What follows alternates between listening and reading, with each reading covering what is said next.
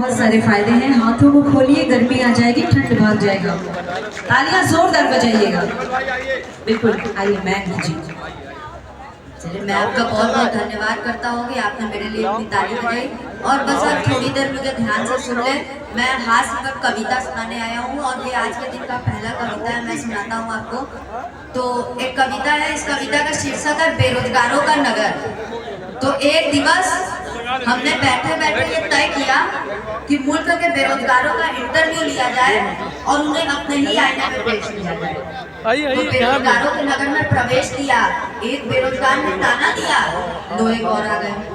साहब को कुर्सी दो। दूसरा बोला कुर्सी, अम्मा यार कुर्सी होती तो ये हिंदुस्तान के प्रधानमंत्री नहीं होता। हमने कहा अच्छा पानी पिलाएंगे, वो बोला कहाँ से लाएंगे। हमने कहा अच्छा पानी पिलाएंगे, वो बोला कहाँ से लाएंगे, हम खुद प्यासे खड़े हैं और सारे कुएं डिग्रियों से भरे हैं। हम खुद प्यासे खड़े हैं और सारे कुएं डिग्रियों से भरे हैं।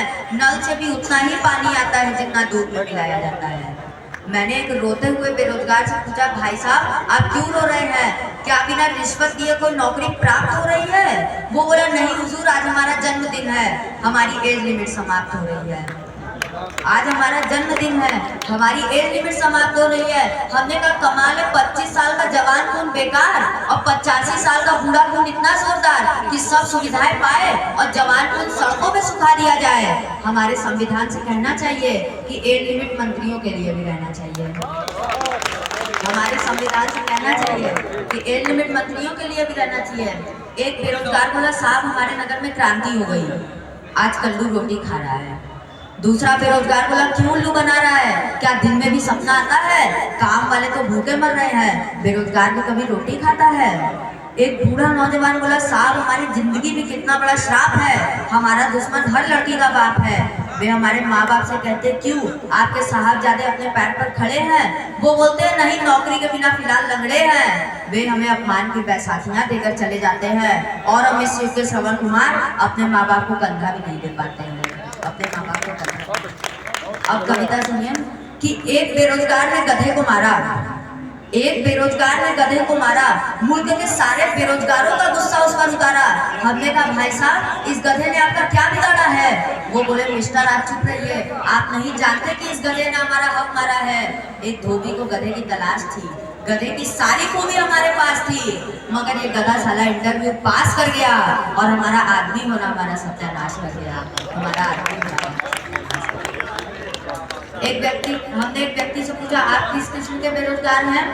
वो बोले हम भूतपूर्व पत्रकार हैं। हमने समाचार भेजा कि माननीय मंत्री जी अस्पताल में प्रसन्नचित, गलती से छप गया कि मंत्री जी अस्पताल में चित। प्रेस वाले प्रसन्न खा गए, हम अगले दिन फुटपाथ पे आ गए। हमने एक मौलिक बेरोजगार से पूछा श्रीमान आप, बोले हम साहित्य के सेवक हैं, अवकाश प्राप्त लेखक है। हमारी कविता जिस मैगजीन में छपकर आई उसका भंडाधार हो गया, संपादक खुद बेरोजगार हो गया। फिर हमने एक आकृति नुमा इंसान से पूछा श्रीमान आपका शुभ नाम, बोले पूर्ण विराट। हम देसी कला की इतनी है, आजकल जेबी सर्कस में जीती है। हमने एक चित्र बनाया था, एक सैनिक के जवान विधवा को चूड़ियां तोड़ते हुए दिखाया था, काश उसे कपड़े फाड़ता हुआ दिखाते, उसके जवान अंगों की प्रदर्शनी लगाते तो हमारे चेहरों पे भी शबाब होता, हमारी बाहों में भी सुबह का आफ्ताब होता, हमारी बाहों में भी सुबह का आफ्ताब होता। पर रंगों का सपना सवर नहीं पाया, दर्शक को अपना ही दर्द नहीं भाया। और आजकल का दर्शक भी कितना स्मार्ट है, हमारे सारे कपड़े फाड़कर बोलता है बेटा वो नहीं ये मॉडर्न आर्ट है। क्या बात है, एक जोरदार ताली में। फिर हमने चलते चलते अंतिम बेरोजगार से पूछा श्रीमान आप, बोले खुद अपने बाप। हम इन बेरोजगारों में सबसे बड़े हैं, आजकल चुनाव में खड़े हैं। हम इन बेरोजगारों में सबसे बड़े हैं, आजकल चुनाव में खड़े हैं। जीत गए तो रेल में, हार गए तो जेल में। हमने कहा क्यों तानाशाही की भाषा बोलते हो, लोकतंत्र को तानाशाही से तोलते हो। वो बोला मिस्टर जब योग्य प्रतिभा का आत्मविश्वास टूट जाता है तो अंधी प्रेरणाघात अपने आप छूट जाता है, अंधी प्रेरणाघात अपने आप छूट जाता है। मैंने बोला तब आपका चुनाव चिन्ह क्या होगा, बेरोजगार। वो बोला नहीं यार, हाथ में बंदूक था मैं गहरी नींद सोया हुआ चौकीदार। डकैतों के लिए खुला इस्तेहार। हमने कहा ऐसा कर दो यार कि 21वीं सदी के आगे एक प्रश्न चिन्ह छोड़ते हुए, बंदूक की नली अपनी गर्दन की तरफ मोड़ते हुए, घोड़ा दबाता हुआ इंसान, न जिसके लिए जमीन न जिसके लिए आसमान, बारूद का धुआं इतना गहरा हो जाए कि अपने आप घबरा के सवेरा हो जाए, अपने आप घबरा के सवेरा। क्या बात है, जोरदार।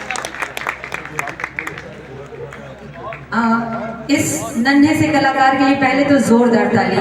और मैं आपके लिए 2 लाइन बोल दूं क्या? हाँ, आपकी इजाजत है? इनके लिए मैं कह रही हूँ, और पसंद आए तो आप तालियां लगाइएगा बिना कहे।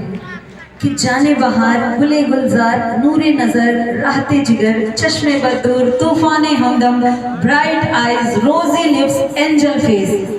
इस खादिम के लिए कोई संदेशा हो तो फरमा डालिए, वरना ये बेचारा नसीब कमा रहा, 2 जहान से हारा, सब्ज सहजादा, लकड़ी का मुरादा, चिमनी का धुआं, गर्दिश का कुआं, विधवा का पिया, मजार का दिया, खीर का पिस्ता, आबे बहिस्ता रो रो के अपनी जान दे देगा। एक जोरदार ताली इस खूबसूरत से बच्चे के लिए। और 2 लाइन और कि तू ही रूठ जइबत हम जिए। चूंकि ये बनारस से आए हैं और बनारस में बड़ी ही सुंदर लाइन चलती है, ए राजा हम बनारस घुमाएगा। हाँ तो सुनिए कि तू ही रूठ जाइबा त हम जियब कैसे, और पाथर हो करे जवा हम सियब कैसे, और तू ही तो है हमार सोने के सुराही हो, और तू ही फूट जाइबा त पानी पियब कैसे। एक जोरदार ताली इस प्यारे से बच्चे के लिए। आइए मैं अगली आवाज विकास सिंह रागी जी को देना चाहूंगी और म्यूजिशियन से अनुरोध करती हूँ कि अपना स्थान ग्रहण कर ले।